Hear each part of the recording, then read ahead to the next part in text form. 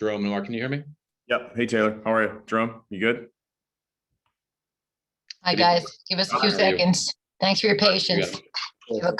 That was just my town attorney's day, and it looks weird. Why don't I see anybody? I'm like, you're doing something wrong. I can't even make a lawyer joke because I'm one of them, so. Well, I can say, you can see I don't have my cat filter ready, so, you know, we'll have to go. We're waiting for our town clerk. Oh, town clerk's on. Town clerk's on, okay. And if we may, Supervisor, if we might be able to promote my colleague, Rebecca Volk, that way she can share our screen. She may be in the, yeah, Rebecca Volk. Thank you. Okay. Okay. Yep.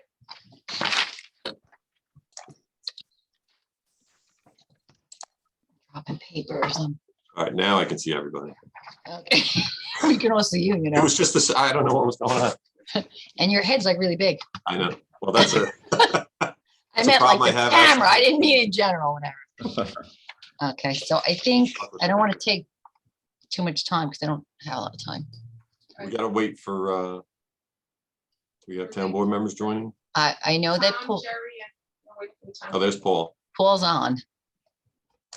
Is he the only one? He's the only one. We need one more. Dennis said he was coming. I know, I sent him the link a little while ago.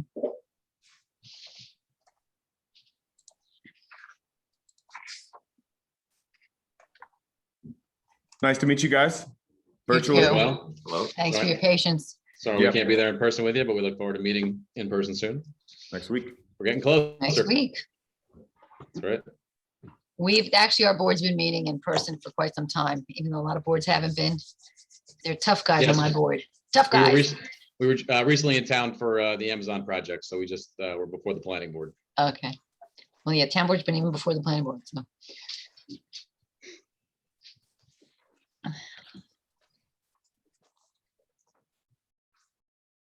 I'm just gonna reach out to some of my town board members, so hold on. No problem.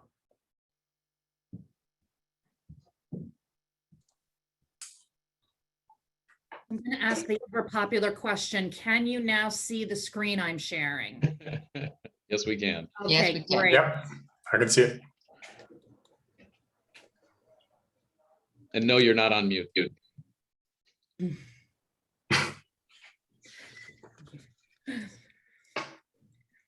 Verizon didn't know, can you hear me now, was going to make such a comeback. That's why their speaker went over to T-Mobile. That's right.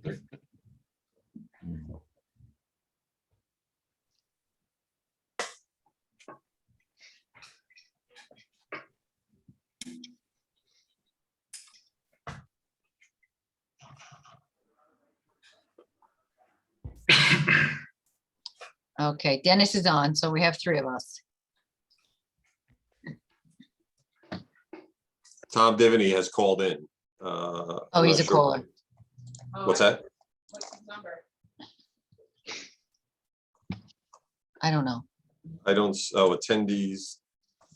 Okay, I don't know how he's gonna, when they take the attendance. Wait, we'll have to send- I'll get his number. 7409. Okay. Got it. Okay, I really want to get started because we're only giving everybody 30 minutes. So I don't want to eat up 5 of their minutes trying to figure out what we're Hold doing here. We'll take it away from Toll Brothers. That's all. Okay, so I'm going to welcome everybody to the special town board meeting. I know the town clerk is on. I don't know. This is a new system for us. We had been using a different when we switched to Zoom, so we may be a little bit awkward here, but the town clerk want to take attendance? Okay, can you hear me? I can hear you. Okay, perfect. Councilman Dennis Troy, Dennis isn't on. He said he was. It's probably Oh, muted. you got on mute, Dennis. Yeah, I'm unmuted. Okay, Okay. okay. Councilman Tom Divney, He's on the phone. He's there. He's listed as an attendee. Teresa, can you make him a panelist? Allison's doing it in the background. I wouldn't even try to, Okay, she's gonna make him a panelist, I think, or, okay. I don't know. okay, Roseanne, why don't you skip and go back to him? okay, Councilman Paul Valentine, Here, Councilman Jerry Batari, I was talking to Jerry, he's down in Florida, so I don't know. Okay. So go ahead. I mean, whoever here is here. I'm not gonna, Well, you have three, so Okay. you're good. so go back to Councilman Tom Divany. Is he on? He's on, he has to unmute himself. okay, just, Okay. I'm on. Teresa Okay, Kenny here. Supervisor Teresa Kenny. Here. Okay, we're gonna skip the pledge just because it's been too painful to watch what we just went through. So, tonight's a special town board meeting. It's basically to allow the three potential developers to share. I basically stated as much or as little as they want to share about their project. It's more of a conceptual presentation tonight. There's gonna be a lot of confidential and proprietary information that they're not gonna be looking to discuss, and that's understandable. So you're gonna listen tonight. No one can ask questions, including the town board. They're just gonna make presentations, but then you can submit either questions or comments or suggestions to the town. You can send them to supervisor@orangetown.com up until next Monday night. Then we're gonna have a town board meeting on Tuesday. Anyone who wants to come is free to come and speak during the public portion about any of the proposals.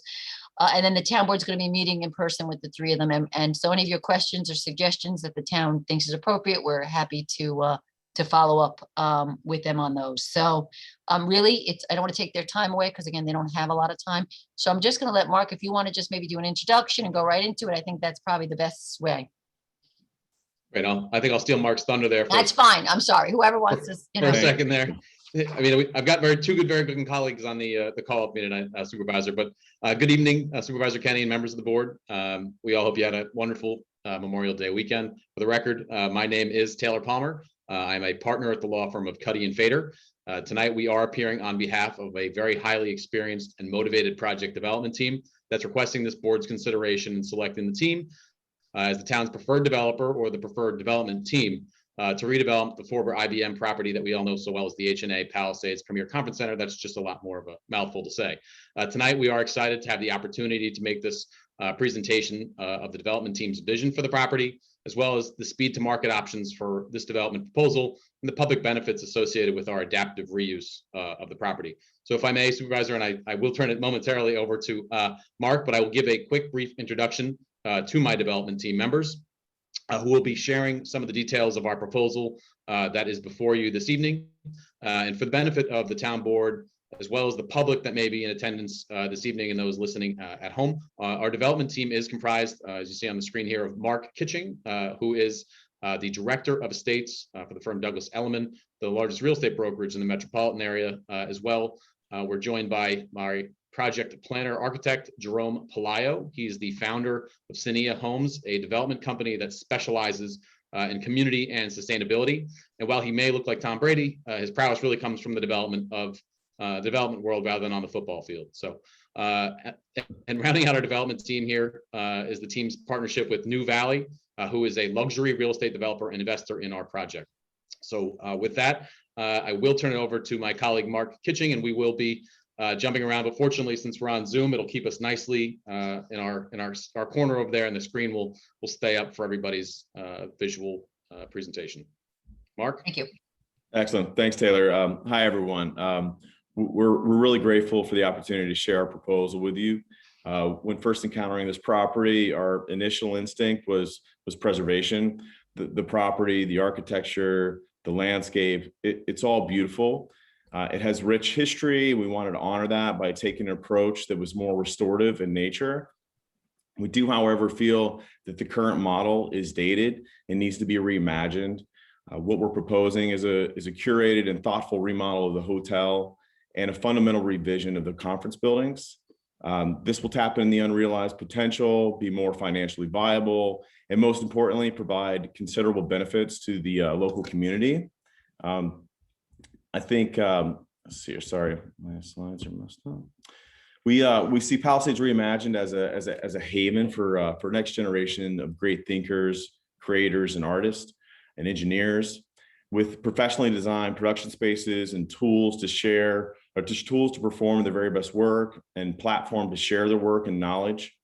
We will provide an elevated hospitality experience with a renovated hotel, a world-class spa, and a revitalized restaurant which will source produce from our on-site biodynamic gardens and be prepared by executive and local chefs. Lastly, and most importantly, is our intent to create an environment that will drastically contribute to the local community. Our approach is rooted by thoughtful, long-term ecological principles and a passion for building spaces that aren't just aesthetically pleasing, but are productive. Our purpose is to make this property very inclusive and available to all by way of cultural programming, education, and events. The real estate we have it's already there. We're only looking to enhance it and make it more useful. We're proposing a restructuring of the conference areas by creating genuinely useful and desirable spaces like photo and film studios, woodworking shops, textile ateliers, podcast studios, technology incubators, test kitchens, co-working spaces, and more. We'd like to do a cosmetic remodel of the hotel, transforming it more into a resort and a spa, update and expand the food and beverage program and experience. Finally, an investment in sustainable infrastructure, including solar arrays, water reclamation, and biodynamic farming. Now I'll pass it over to Jerome to discuss more benefits to the public. Our goal for this project is to provide a genuine public benefit beyond just increasing the tax base.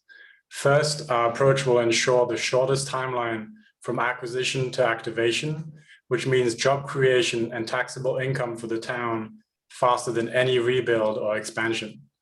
We want to attract talented individuals, corporate sponsors, and clients, drawing positive attention to the area.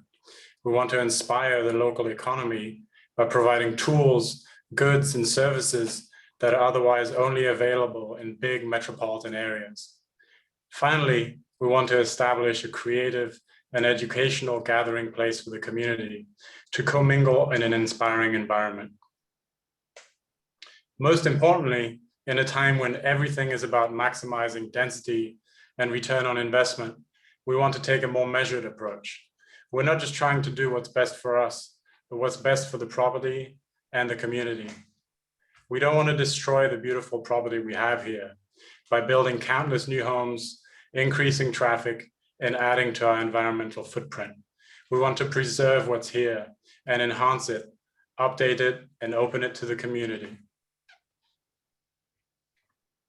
Jerome, I think I'll just, Speak to the yeah, traffic.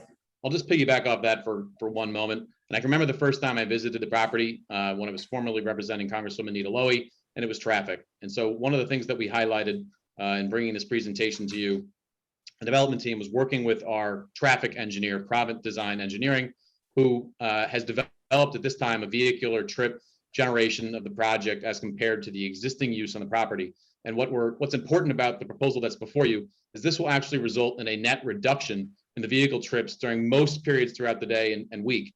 But any maximum event condition, again, for the overall use of the project site, there would be only a nominal increase. We're talking about 32 vehicles, and wouldn't have a significant increase on the traffic in the community. So I think that's an important aspect to highlight for this project, is that the goal here is really to get, as Jerome mentioned in sort of our measured approach, is making sure that we're doing good by the community and not having any additional impacts. And traffic is one that we're controlling through development of the site. So that actually segues well into the phasing of the project. So turning to that, first is phase one. And Becky, if you'd switch over to the next slide, which involves the remodeling of the structures. That includes cosmetic remodeling of the hotel. It includes restructuring of the conference center areas in the main building to create creative spaces.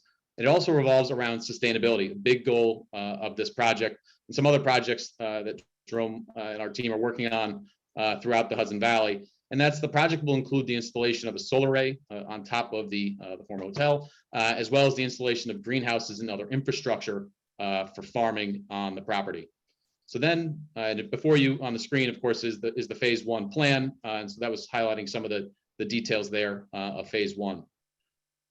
Turning next to phase two, this, and Becky, if you switch over to the next slide, this includes townhomes, which at the planning board's direction, actually, sorry, Becky, you can switch back up to the slide above.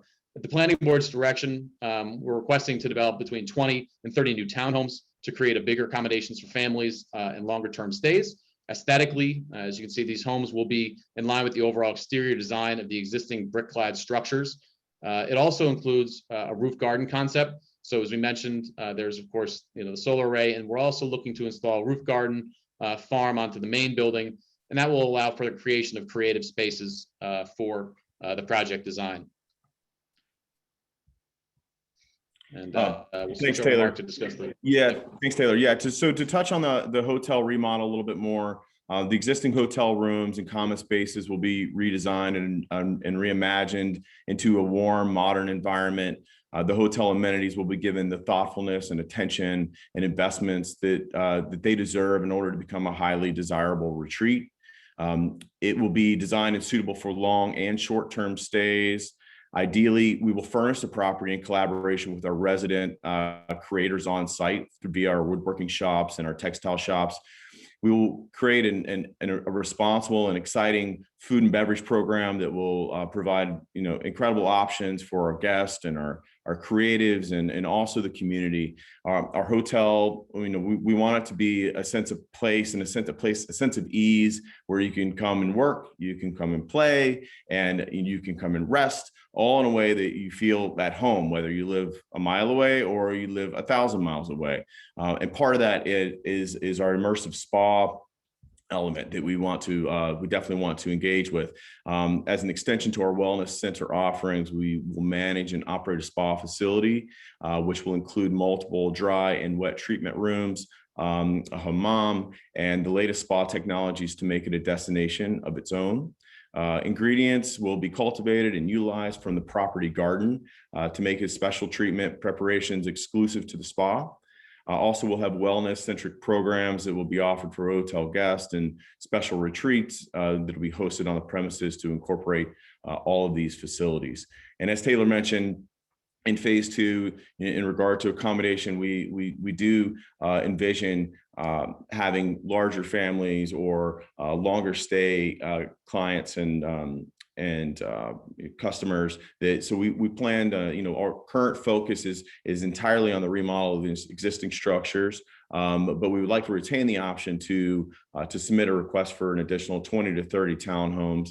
That'll allow for these generously sized, these longer term guests and their families. We were also made aware that there was an approval at one point to build an additional hotel rooms at the site. However, this isn't something that we are requesting. I'll let Jerome tell you a little bit more about the creative spaces.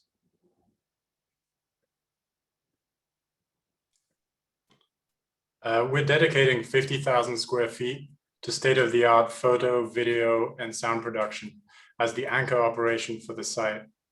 A blend of individual studios and sound stages, podcasting, music recording, and post-production facilities that can host large professional engagements, but also local talent and productions. And this is true for virtually everything we're proposing on this project. Sure, we want to attract big clients to generate revenue, but most of these spaces will be made available to the public. Here's an outline of the amenities that will feed into this fully integrated production facility, making it one of a kind. First, a fully equipped woodworking workshop with tools and materials for cutting, sawing, and wood fabrication. The products created in these spaces will be sold at the community shop, as well as the online marketplace. As outlined above, the workshop can also be utilized for set design for the production studio. Ideally, we intend for a big percentage of the furniture used in the remodel to be crafted here as well. Also, collaborative textile and design studios outfitted with the equipment to support a clothing or costume concept, from drafting to pattern making to sewing and trimming. As with the woodworking, creations will be sold both in the on-site and online marketplaces. The workshop can also be utilized for costume design for the production studio. Ideally, we intend for textiles and bedding to be used in the remodel to be made here as well. We're proposing a collaborative lab space for the exploration of electronics, 3D printing, robotics, and other emerging technologies. There are existing demo rooms that will be used for virtual reality. As we'll go over later, this will integrate very well with the existing buildings. The current gymnasium and swimming facilities will be integrated into a collection of modernized wellness spaces that can be used for on-site programming. These will all be made available to local residents as well as guests.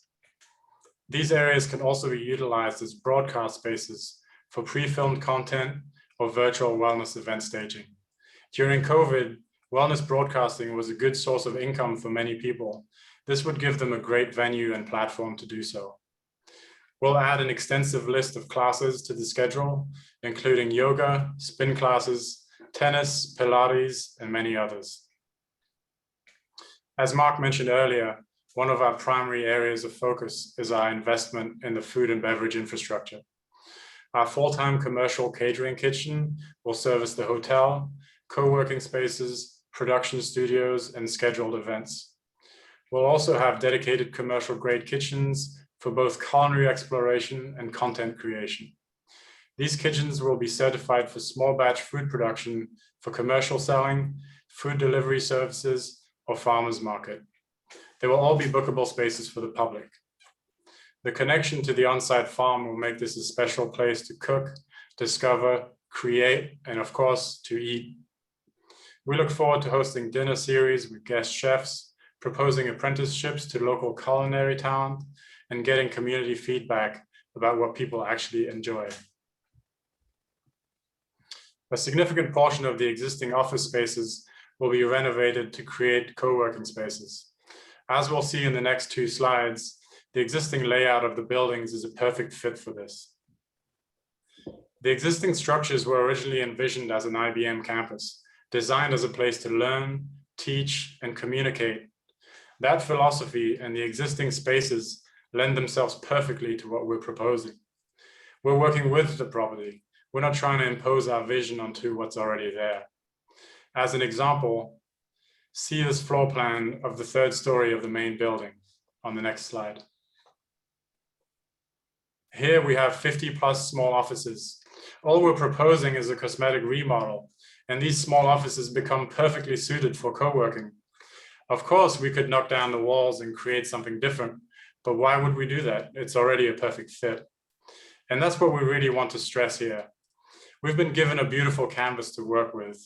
It was designed to be used by talented people, and it's our responsibility to update the spaces in a responsible way and invite a new generation of thinkers and creators back here. A portion of the grounds will be utilized as biodynamic farming areas. To grow food for the on-site kitchens, as we discussed, we often talk about creating a chef's playground. Also to grow food for the community farmers market. And finally, to provide community education on sustainable farming practices, so guests gain a better understanding of where their food comes from. To preserve open space and the existing vegetation, we propose utilizing the unused rooftops by installing vegetable gardens on top of the existing buildings. Again, this preserves open space. It's an ideal location for growing produce because the gardens will be unobstructed for a maximum amount of sunlight. Redesigning the rooftops will also allow us to create additional communal spaces with beautiful views. To lower the environmental footprint, we'll implement several different strategies. To offset part of our energy use, we propose to install solar panels on the rooftop of the hotel. To reduce our energy use, we would install efficient lighting and appliances throughout during our remodel, as well as low flow plumbing fixtures to save on water.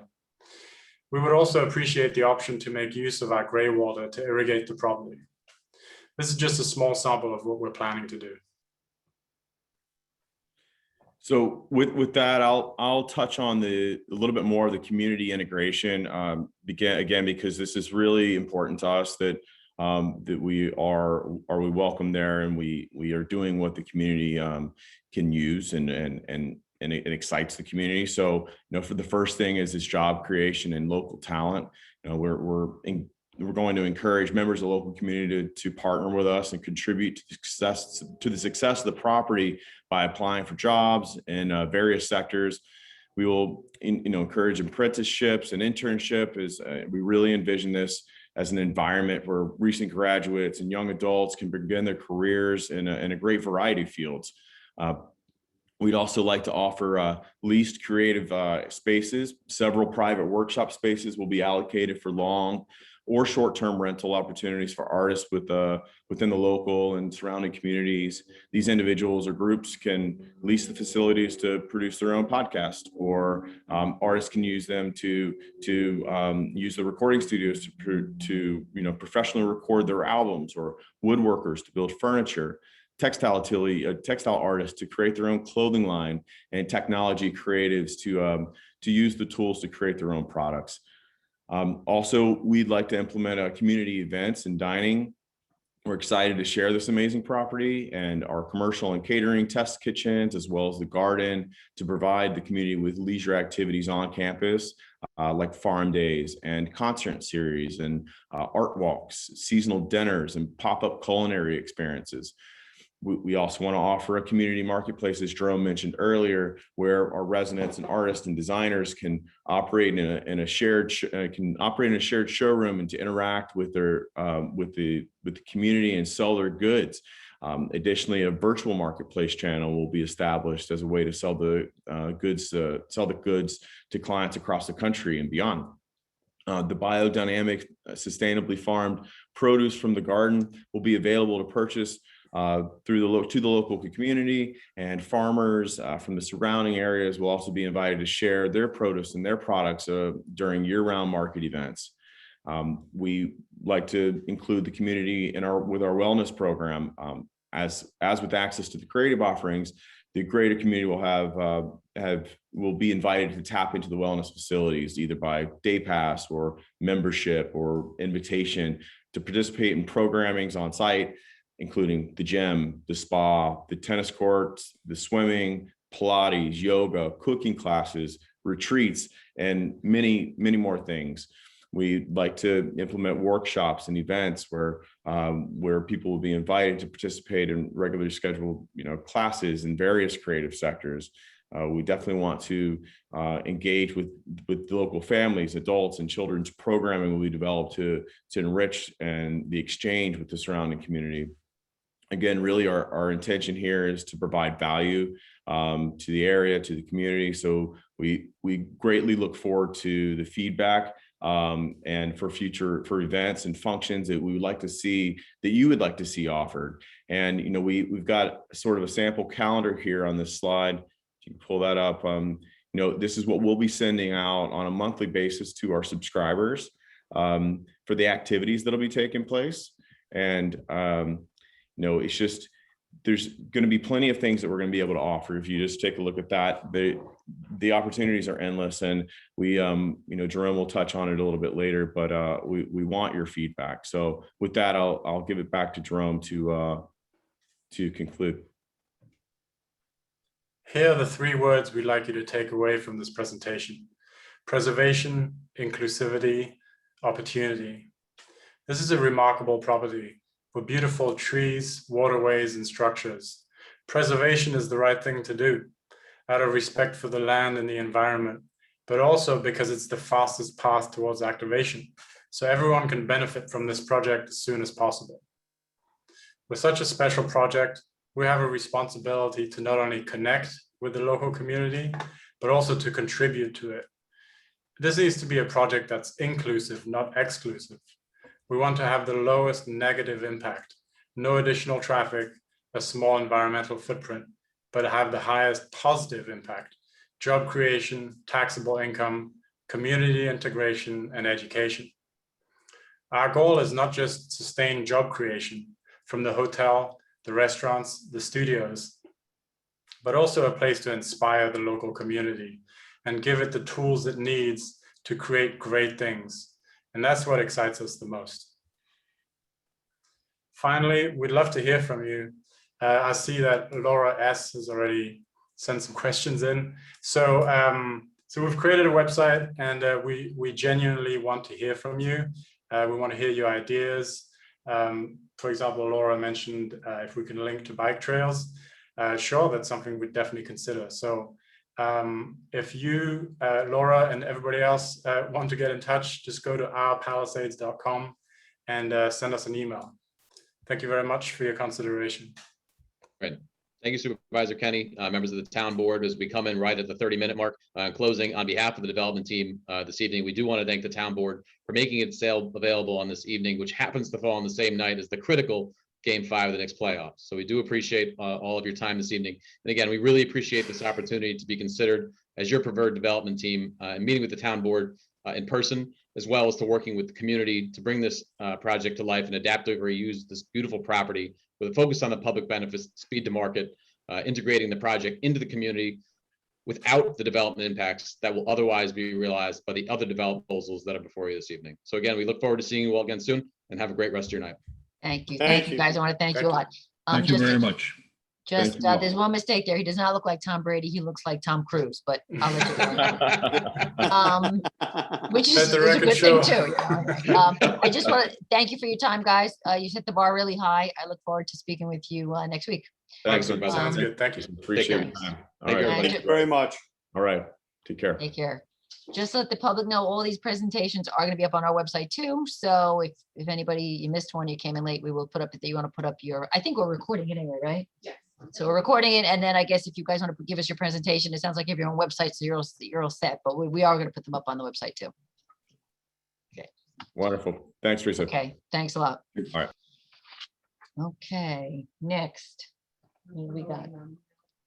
Allison's reaching out to the next.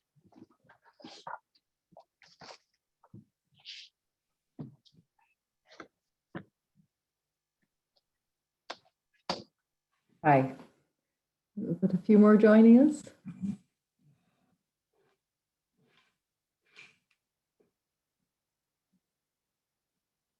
We're just getting the next presenters on.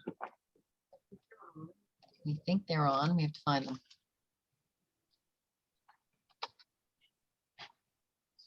Hi, it's Rick, We got one.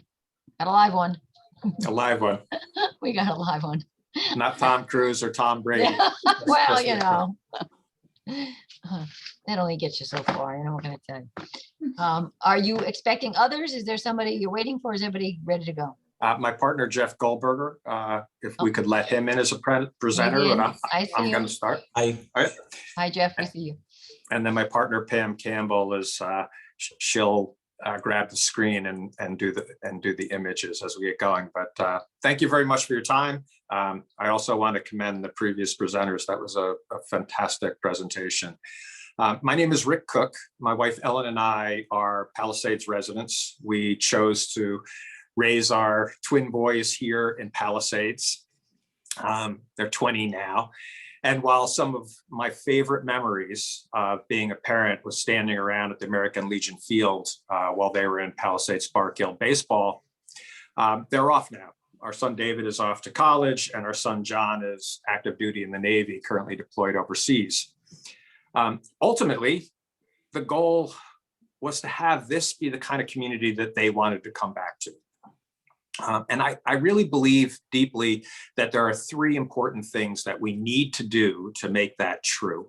One, I believe that we need to protect the natural resources and the scenic beauty of this incredible place in the Hudson River Valley. Number two, we must come up with a way for a sustainable tax plan for property values and school taxes. We absolutely must address that. We need a sustainable plan for taxes. We need a tax-paying use at the former IBM complex. And the third thing is, I believe we need a diversity of employment opportunities. So when the H&A closed and we heard about a sale, we were extremely concerned about the future of that beautiful property and its impact on our community here in Palisades and Spark Hill and Piermont and Orangetown and all of Rockland. I believe it is absolutely critical for the long-term viability of our community that the right use happens there. So that's clearly the why I was interested. What to do was the next question. And I'm an architect. I'm the founding partner of a firm called Cook Fox Architects. And I set out to figure out what to do. And we approached our hospitality clients. We approached everybody we could find to find the right use. And I had some negative feedback about the viability, long-term viability of a hotel use here. Neither remote enough or close enough was the feedback that I got at the time. So what happened was I ended up in a conversation with my friend and client and hopefully partner on this project, Jeff Goldberger from Atlas Capital. And we came up with the idea for what we call Birchbrook Studios, a content creation complex, which will restore the existing complex and build new state-of-the-art content creation, sound stages, and film studios on the site. So Pam, if you would share your screen, please, we'll start the presentation.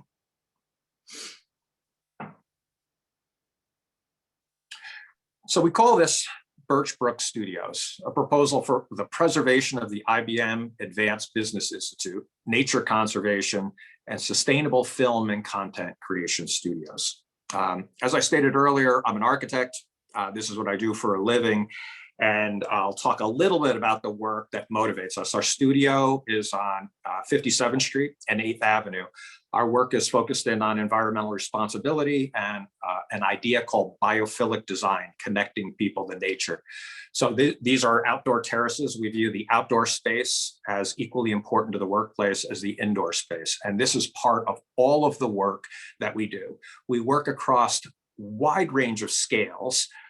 One of our largest projects you might know is One Bryant Park, or the Bank of America Tower. It's a 2.2 million square foot workplace of the future, which when it was built was the most environmentally responsible skyscraper in America, something called LEED Platinum under the US Green Building Council standards.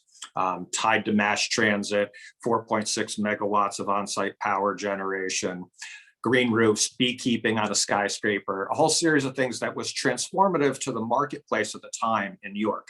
But we also work at a much smaller scale. The next project is a project called the Center for Wellbeing in East Hampton, with a cafe, all organic foods, organic gardens.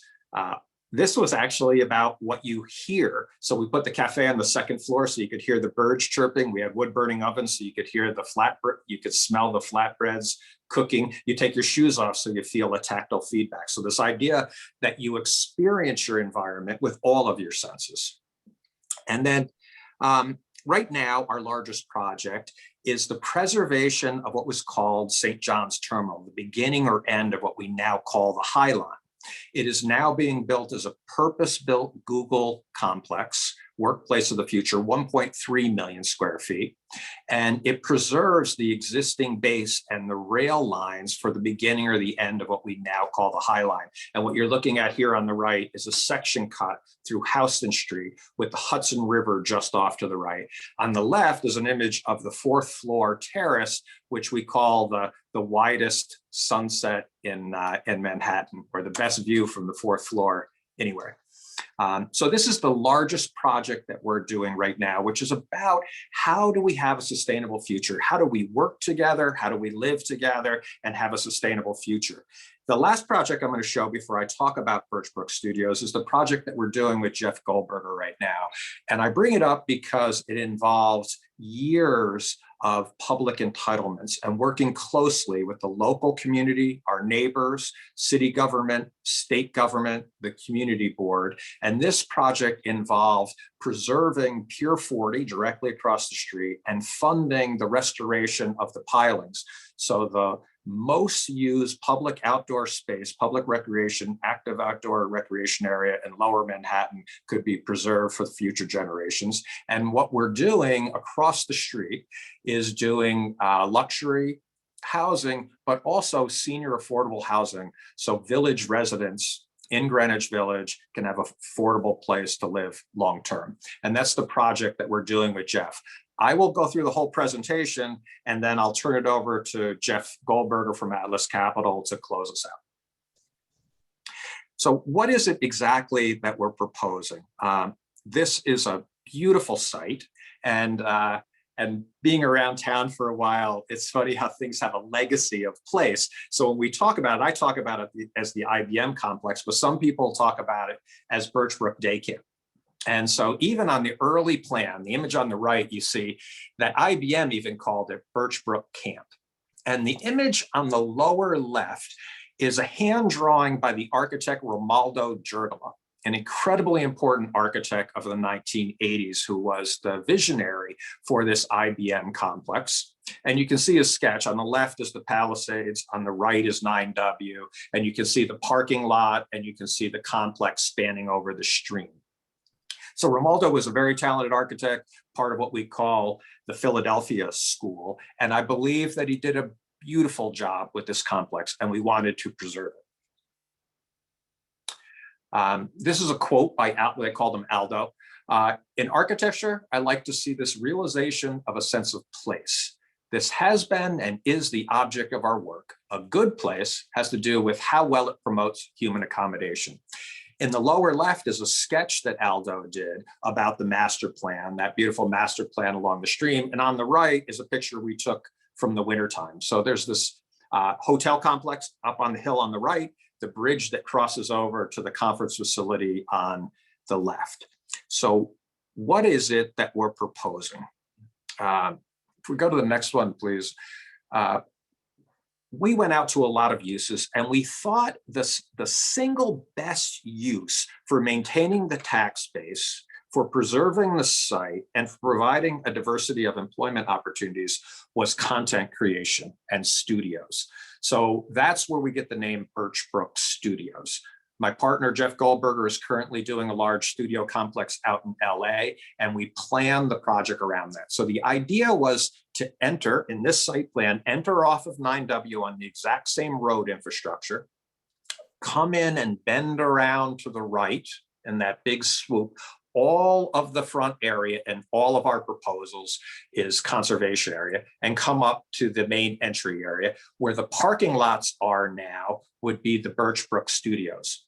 How we're proposing to be successful in this dialogue with you, our community, and the town is come up with 3 different approaches based around this Birchbrook Studios with differing amounts of housing to support our efforts and to mitigate the business risk of the studios.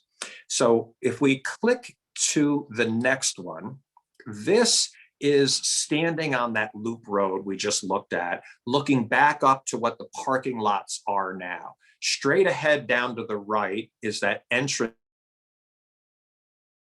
that rise where the parking lots are now. And what we're proposing is a series of state-of-the-art sound stages and film production studios. And this is an image, this idea that we can still do something like this and integrate it with the landscape. It can be part of this idea of a sustainable future, the green roofs, sustainable technologies, of course, as part of it, but also supplying a need in the New York metro area for this demand for content creation. If we go to the next one, these studios have an interesting history. These large bow trusses, typically made out of wood, are excellent for acoustics, and these long span spaces need to be very, very flexible. But that doesn't mean that they need to look like warehouses. The top 2 images are an interior view of the Center for Wellbeing we did in East Hampton with large wood trusses that span, and a view of how that sits on the landscape.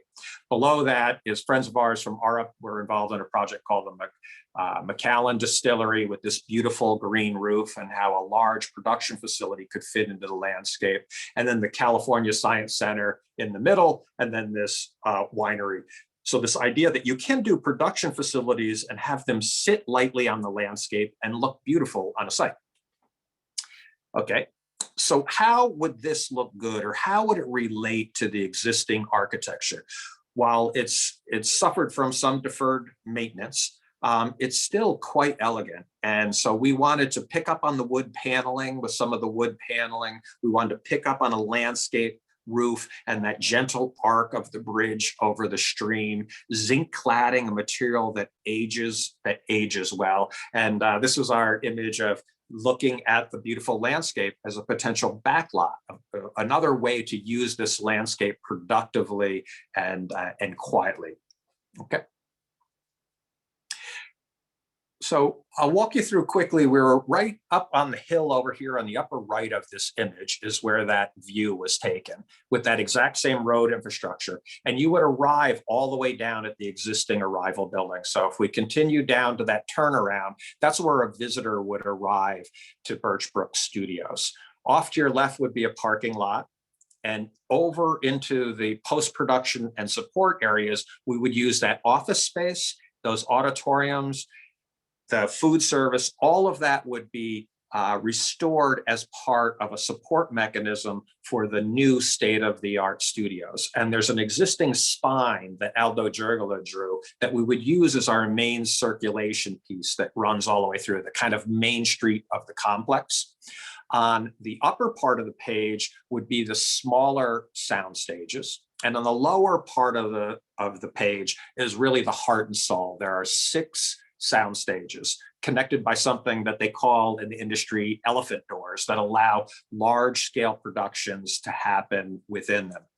Associated with that are a series of other support functions, office support functions, but also mill shops, carpentry shops, lighting and grip storage. And we would come in the same way the service currently comes into the loading dock. We would propose service along that same route. And one of the pieces of lingo around content creation are something called base camps. So there's an area for each one of these studios to set up and support the structure. In all of our proposals now, we're proposing that the former hotel wing could be developed as housing, and the pool, the courts, and the gym would be part of a health and wellness center that would be open to the community as part of a membership plan. Okay. So our first proposal, what we call proposed option A, is exactly as I outlined with Birchbrook Studios, but we created a new entry for a residential street off of 9W on the upper part of the plan. We're proposing 34.3 acres of buffer that's now undisturbed up in the front in this proposal. And then we create a series of 24 lots for single-family residences around the pond and on the existing road infrastructure. So the residential road would be separated from the studio road, and it would have the existing connection to 340 and a new connection to Route 9W. The existing facility, the existing entry for H&A would be the Birchbrook Studios entry, and that would be separate and wouldn't enter or exit off of 340. In fact, the road that comes along now would end, and there would only be an emergency fire access connection at that point. The idea that there would be landscape buffers and beautiful, sustainable single-family homes to help mitigate the business risk of doing the studios and help us, frankly, be able to support a higher bid price to the ultimate owners who we understand is the company called H&A. The second option, option B, uses townhouses and single-family residences. So everything is identical in the Birchbrook Studios component, but we've layered in townhouses as another type, another diverse type for homes, and also to increase the tax base.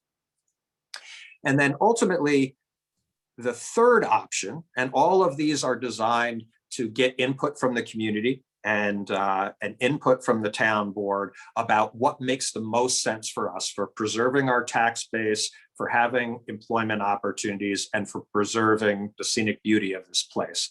This one keeps everything the same again for Birchbrook Studios, but it provides a buffer in the front again at 30 acres. It provides a series of residential townhouses. Then it provides housing, apartments, basically, in the 4-story existing hotel block. The rest of the site is developed as townhomes. And then we're proposing, using the model of the 4-story hotel block that exists currently, proposing 4-story apartments along the line that parallels the Palisades that would allow the most amount and the most diverse type of housing on the site, which could allow us to offer a purchase price with which we could be successful ultimately with HNA. So the idea of all of these is to provide a series of options for us to discuss together as a community to come up with a successful solution. What links all of these together is a restoration of the existing complex by Aldo Gergolo. And I think one of the most sustainable things we can do is do beautiful buildings that people love and want to save. So these buildings are beautifully tied into their landscape. We're proposing a restoration of all of the facilities as a support for Birchbrook Studios. The 4-story hotel complex beyond is being proposed as an apartment building, and that existing pool, squash courts, racquetball courts, and fitness center would be a health and wellness center and cafe open to the community. Now, being an architect, I'd be curious what we're thinking about for the housing. So high quality, modern homes tucked away into the woods. The 3 images are on the right-hand side, happen to be our home in Palisades. It was originally designed by an architect named Charlie Winter, our local modernist. And we've been restoring that house for 20 years now. And those 3 images on the right-hand side are our idea about a modern home that tucks well into the landscape. There is a certain amount of influence from an architect named Louis Kahn, and these other images that we show are other houses influenced by Louis Kahn. He said that design is not making beauty. Beauty emerges from selection, affinities, and integration. I say that because Louis Kahn was the father of the Philadelphia movement, which Aldo Gergolo was a part of. So I want to thank you all very much for your time and your interest, and for understanding just how important this is to our community. What we did was try to put together the absolute best team we possibly could. So I would be the architect and a partner on the project. I'm going to introduce Jeff Goldberger in a minute from Atlas Capital. Those are the 2 development partners on the project. Our work is absolutely embedded in sustainability, and our sister firm Terrapin Bright Green is on board. They wrote the white paper called 14 Patterns of Biophilic Design, how we can quantifiably make people healthier through the way that we design buildings. Another great friend of ours is Biohabitats. They would be the ecological services engineer.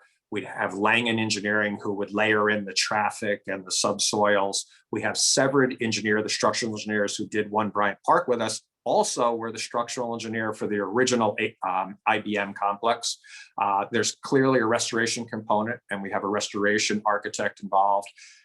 Studios can be big energy hogs. So we have what we believe to be the world's best green studio consultant in Llewellyn Wells. And then we also have a technical designer for the studios working with us, Bastian Associates, that Jeff Goldberger is currently working on a studio complex in LA.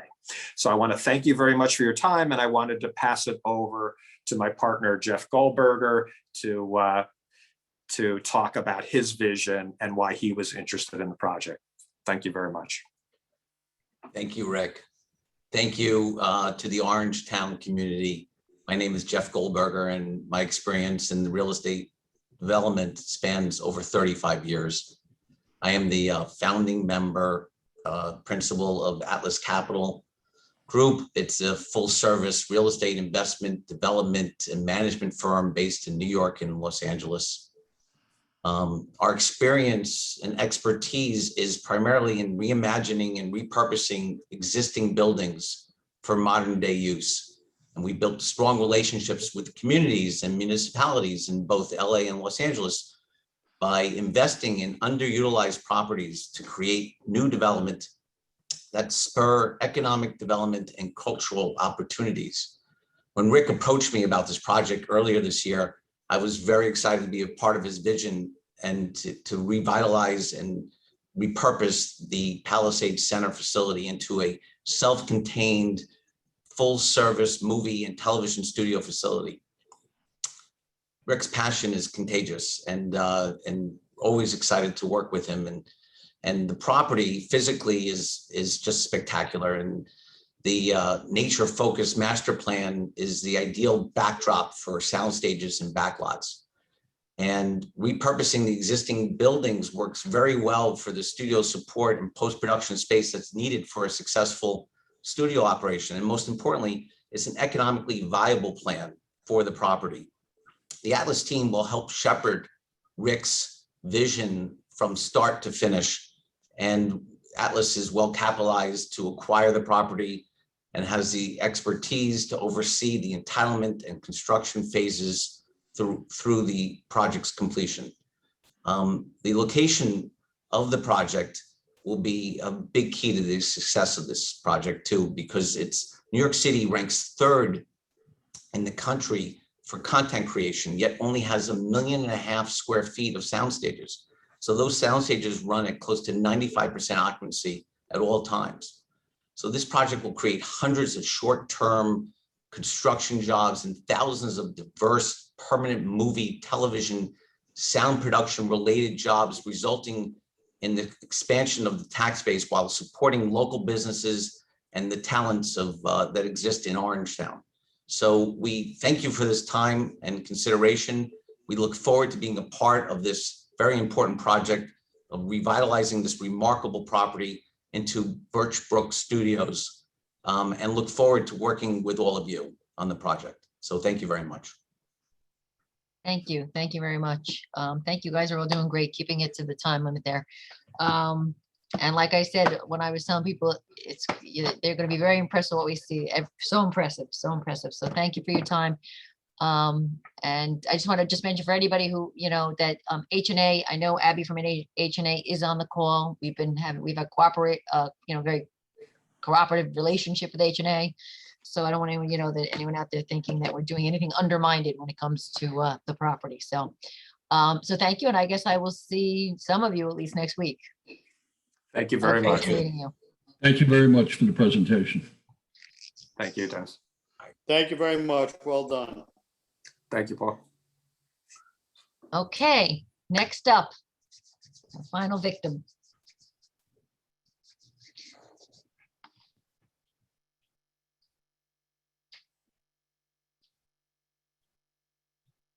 Matt's gonna play it. Oh, okay, okay, so they were gonna play, I guess, a video or something, is that what they're playing? Yeah, they. Okay, okay, they asked to Am play I the just going video. ahead and play? It's Matt. Am I just going ahead and I playing it right now? guess, just go ahead and play, right? Yep. Go ahead.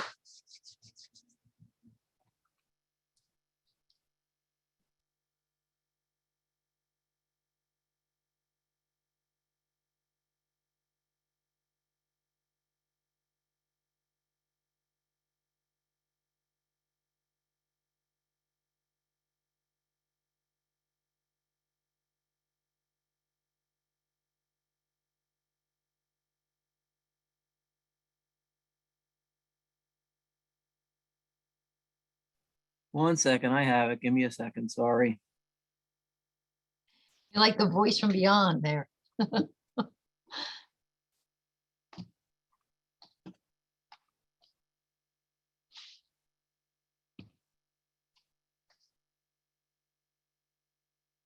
Eric from H&A is also on. Okay.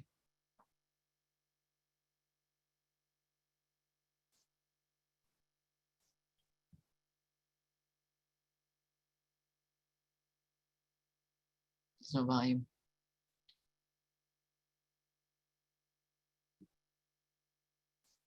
Can you hear it? No. Did you hear it? My sound's turned off.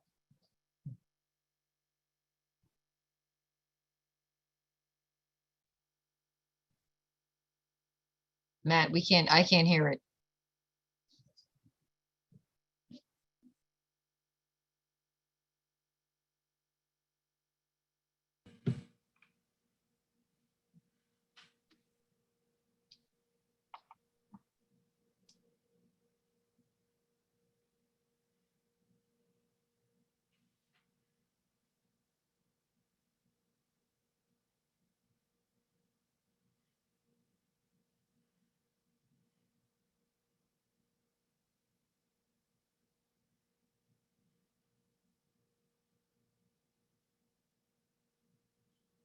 Oh, I bet you.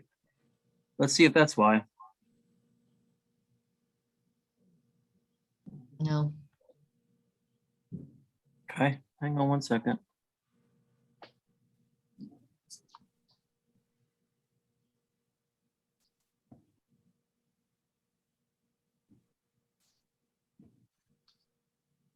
That's our response There to you the go. request for information and expressions of interest issued by the town of Orangetown. Our response, which took a month. It's got to be louder.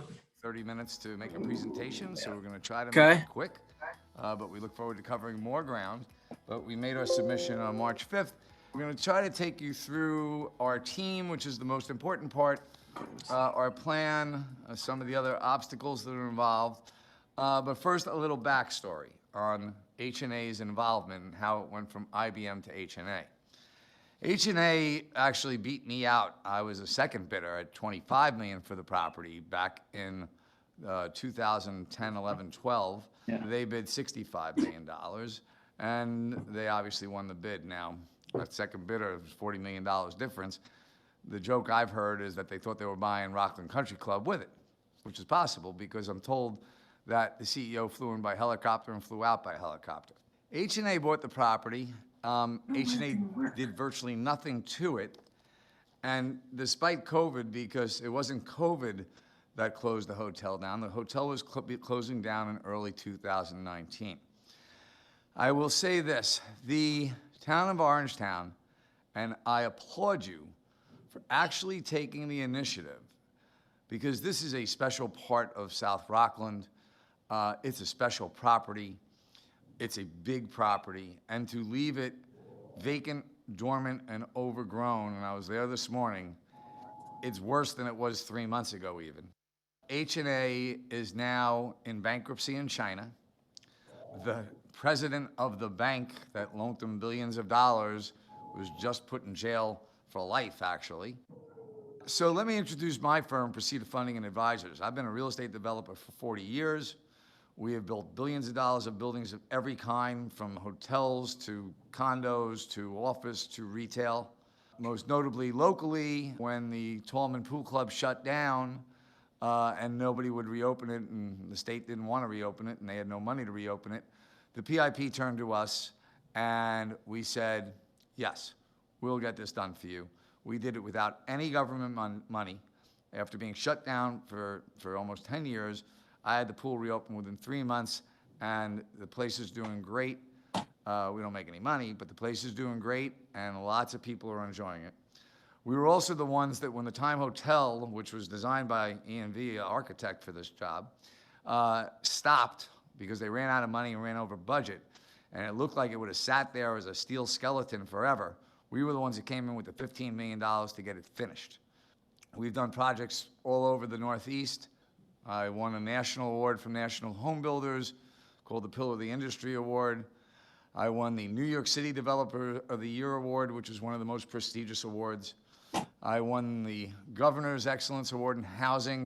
I was also the Rockland Business Association Corporate Citizen of the Year. I'm supposed to know what I'm doing when I talk about real estate development. I've taught it at NYU, Columbia. And real estate is like a canvas, and you can give it to one artist who can make a painting worth millions. You can give it to another artist who can make a painting worth nothing. Real estate is quite definitely an art form. However, it involves hundreds of people by the time you start the project, and then thousands when you go to build it. So the team is the most important, but it's also not just like a blank canvas for art. It's like a sports team. So pick basketball, pick baseball. I personally think football is the most appropriate because football has the most players on a team. But it starts with a core team. We're going to talk about our team because I think what I have assembled here for you and for this property is possibly the best site-specific team anybody could ever imagine. I'd like to introduce two young gentlemen, both with deep Rockland roots, who are going to be in charge on a day-to-day basis of overseeing this project. I'd like to introduce Brian Foley and Nathaniel Johns. Thanks, Bill. Brian Foley here, Vice President of Precita Funding.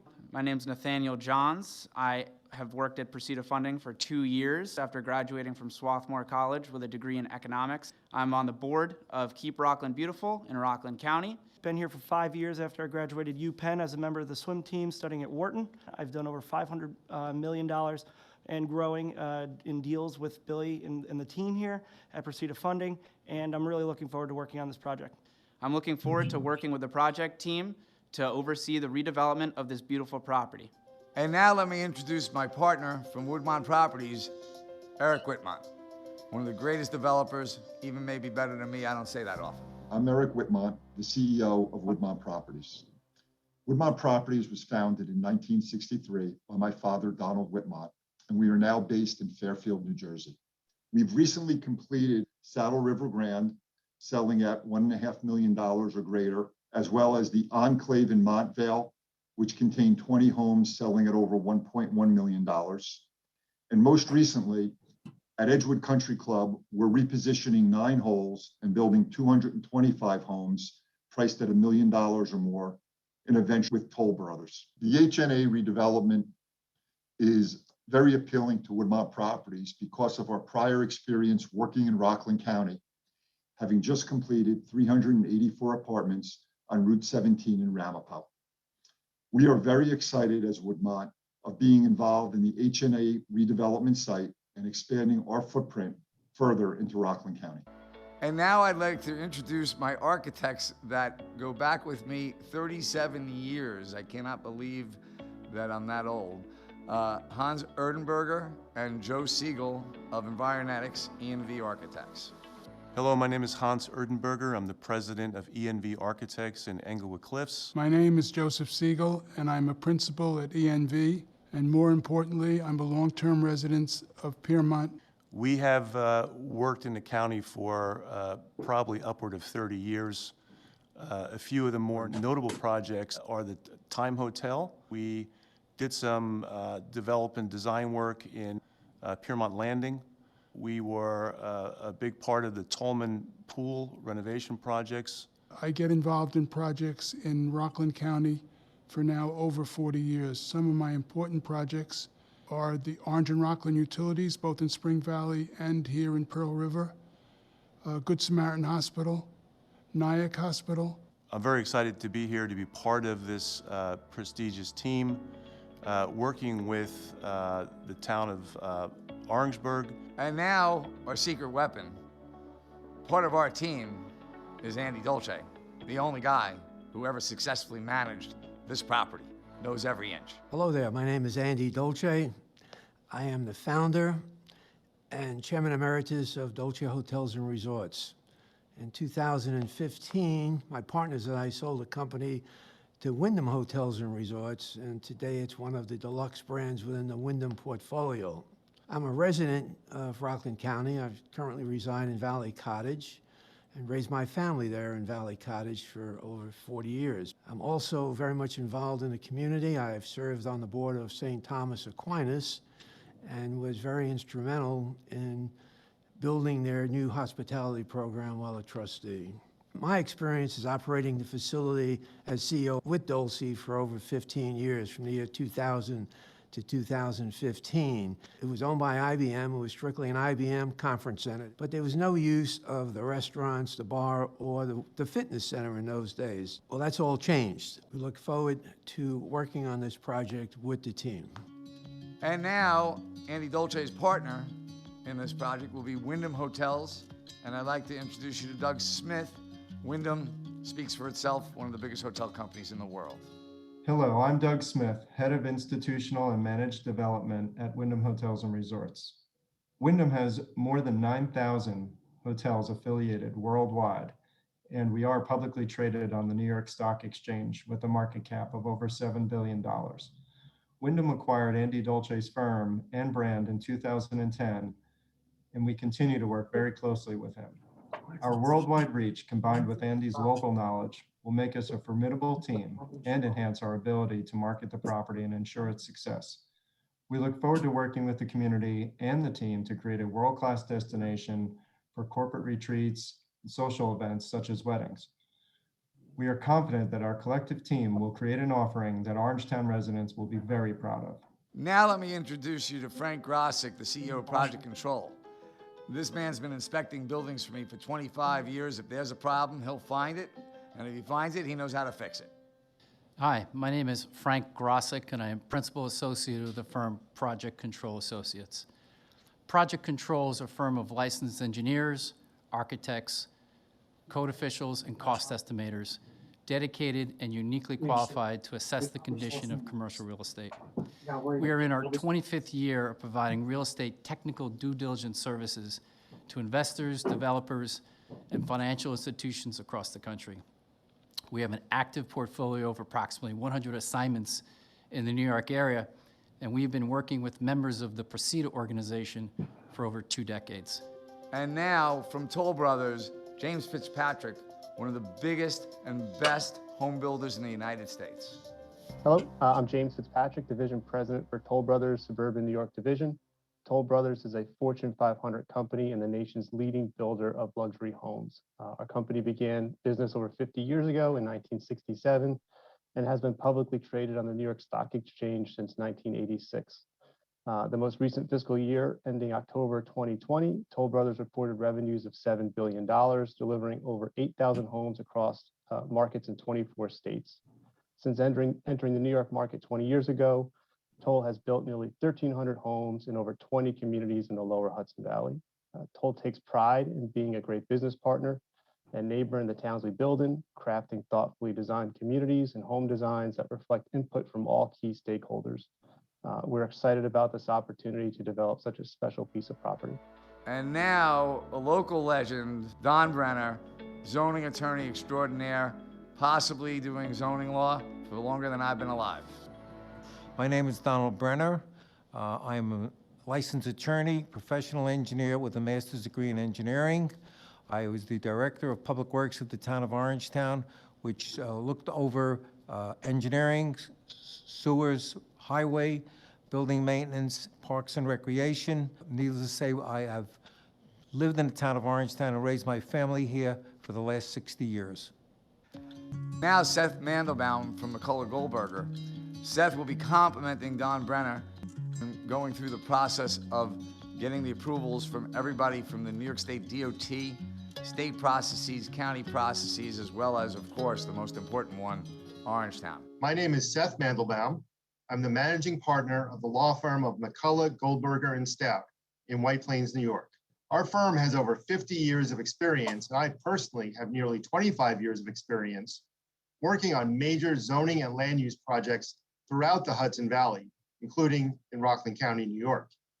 In fact, most recently, we have been representing the new owners of the Hudson Crossing Industrial Park, formerly known as Bradley Corporate Park, on Route 303 in Blauvelt, in connection with their approvals from the town of Orangetown. Our clients have been upgrading and reinvigorating the corporate park with new tenants. We are very pleased to be working with this incredible Preceda funding team, including our land use co-counsel, Don Brenner, on this exciting project. And now, our site engineer, as local gets again, Ken DeGennaro from Brooker Engineering. They know what they're doing. And when you're a developer, you need a great site engineer. Hi, my name is Ken DeGennaro. I am a senior partner at Brooker Engineering, and we are very happy to be on the Preceda team to provide civil and site engineering services for the HNA redevelopment project. We have a staff of 36 people, and our main office is in Suffern, New York. We have been providing civil engineering services on similar scale projects in Rockland County for over 35 years, and we also provide drainage reviews for the town of Orangetown Planning Board. I happen to live about 6 minutes away from the site, so I am extremely invested both professionally and personally to see the project to a successful completion for something that's everyone can be proud of. We have developed a site plan. Unfortunately, between COVID and the lack of availability and accessibility to the HNA property, we've been limited in what we can do. The town has various objectives. They want tax ratables. They want it to be a benefit to the community. And by the way, I'm all about the community. If any of you know me, I've been involved in the community for 12 years now. If you've ever been to Bastille Day, I've sponsored Bastille Day for 7 years. Not only did I sponsor it, I was the MC, my band performed. I've done fundraisers for the Piermont Fire Department, for the Piermont Chamber of Commerce, for Keep Rockland Beautiful, for Nyack Hospital. I love, love, love my community. When you look at the plan, please keep in mind that we've had no input. We have not had the ability to meet with you, and you are the most important folks. So we've come up with a housing component. We've come up with a recreational component, and as well as extensive renovations that are much needed to the hotel. So before we can do all that, though, I'm going to turn it over to Frank Grosick from Project Control, who was only given 3 hours to do 30 hours worth of work to do a property inspection. We've had a very limited opportunity to assess the condition of the H&A complex and have been provided with essentially no documentation. We've not been able to get on the roof or to perform any tests. Typically, on a building like H&A, we would undertake weeks of tests, inspections, and review of documentation. One thing we have been able to determine is that many elements of the building are either at or have exceeded their expected useful life. The project will require a major capital investment to address areas of deferred maintenance and repair, and functional obsolescence, accessibility, efficiency, amenities, and air quality. Any developer who is truly interested in bringing this project back to its maximum potential will need to make a major capital contribution. So while the property has significant issues with its current physical condition, it also represents a significant opportunity for the community for now and into the future. Our proposed redevelopment of the HNA site, which is now a dormant piece of property, will add vitality to the local community by reopening the hotel and conference center, providing a restaurant, as well as providing high-quality housing that will raise the value of property values in the community. Our new business model, as we've explained it, and hopefully have more of a chance to discuss it with you, involves a complete redo of the property. Just imagine walking into a refreshed lobby, basically, with a new lobby bar that's available to the public. So we're moving the bar from where it is currently into the lobby, where you currently find a great hall, an empty great hall. We will have 2 restaurants in the lower level, a specialty restaurant for fine dining, and also a large dining room for large groups and small groups alike. If you're attending an event, a catering event, you'll enter the new pre-function space that we're developing, involved with a new upgraded ballroom. So it'll be enlarged and made to look like a ballroom. There's an old saying, you can have a meeting in a ballroom, but you can't have a wedding in a meeting room. And we intend to go after and be very focused on the local community and all of the social events that we hope to host in our new ballroom. We have an additional 100-room hotels that were previously approved, hotel rooms that will be added to the project. We plan on developing the site with residential units predominantly along the existing perimeter roads. The landscaping on the entire site will be world-class, with a big concentration or a big concern to shielding the adjacent property owners, specifically to the south, those that live on Copac Lane. A main feature of the facility, brand new, will be the addition of a spa. Where the existing bar will be converted into a spa. Currently, you know, there's a bar there, there's racquetball courts, there's a swimming pool, and a fitness center. All of that will be renovated, basically, and converted into what will be a top-level spa with fitness programs of all sorts and yoga programs available to where the local community can participate and use these facilities. We really want to enliven this site and make it more inclusive as opposed to exclusive through bike paths, through pedestrian walkways. We want to invite the public. We want them to integrate into the site. We have a nice public park that we're planning to the west of the property that will include several activities, including a dog park and a bocce court and some other physical activity spaces that will be open to the public. We're excited about all of the additions that are taking place and can't wait to get started. This entire project, the whole site, 106 acres, is being reimagined in a way, really almost a destination place, not just for people that are coming from out of town, but folks that live in the community. We want to really engage with the community and let them feel welcome here. We are not changing anything drastically. We are primarily trying to take a rundown hotel and make it a first-class hotel, where we're primarily to provide some housing which is needed in the area.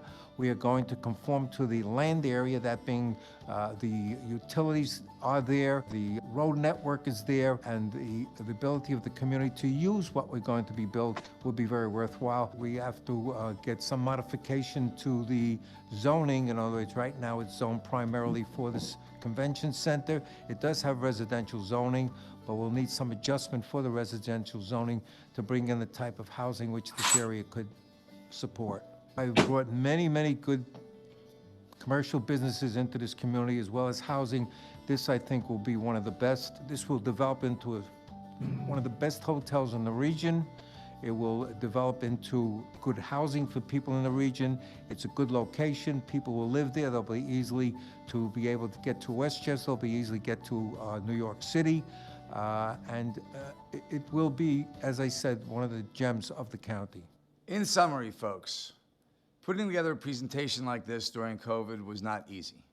And certainly putting it together without the benefit of interfacing with you all made it even harder. The one thing I do know I did right is I put together the right team for this project. It's as local gets. It's as experienced gets. It's got combined multi-billion-dollar balance sheets. It's got combined hundreds of awards. I don't even know how many years of expertise, because if you put together everybody collectively, it's probably 500 years of expertise. Also worth noting is, as part of our presentation, we were asked to submit letters from 2 government officials where we worked on a public-private partnership. One we submitted happens to be from the Deputy Mayor of Philadelphia. We recently finished $200 million worth of renovations of historic buildings that were vacant for 20 or 30 years. Without Precita's vision to see the North Broad corridor as a redevelopment opportunity, this area would likely not be experiencing the same level of rejuvenation we are now seeing. We are thankful for this vision.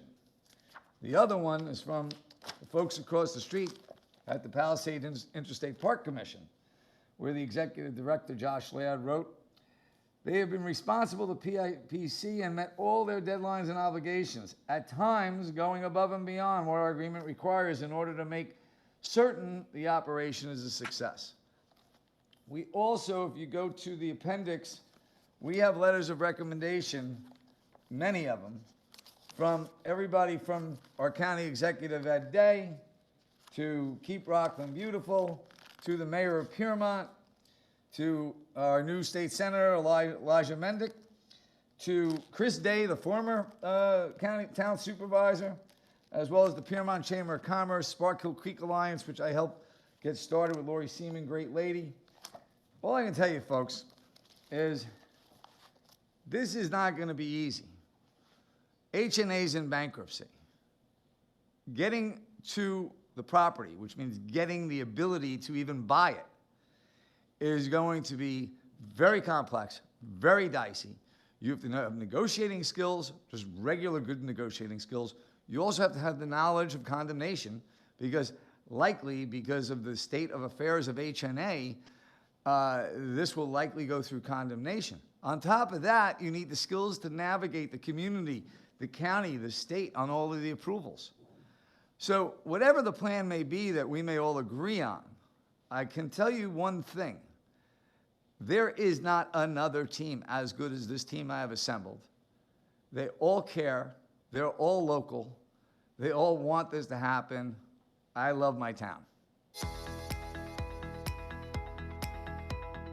I think it's important to have a local team because we have a very good understanding of the geography, the cultural climate of the area. I'm a former local resident of Nyack. I've lived in Rockland County for over 40 years. I've been in the community my entire life. I also have very deep roots in Rockland County, boasting 14 generations of family history in the county. We have pride in our community. We've lived in our community. We've worked in our community. You know, we go to the schools, our kids play in the sports teams. So there's a personal responsibility that we feel that we have to do right by the communities. We feel that our team really has a feel for what makes the most sense for the town of Orangetown. You're more aware of all the things that make for a successful relationship on building strong community. Being a resident of Orangeburg for so many years, I care about what goes on in every project that's built. This will give us the ability to be involved in something in a town that I love so dearly, and I'm very excited about that. One of the major factors that have attracted us to co-invest with Bill Procida is that he has such a strong commitment to the local community and wants to do good within the local communities by developing the right product that the community wants to see developed. On behalf of the Procida Woodmont team and all the team of professionals you just heard from, we'd like to thank you for your time. I hope you think we're the right people for the project, and we look forward to working with you. Thank you, and have a nice day.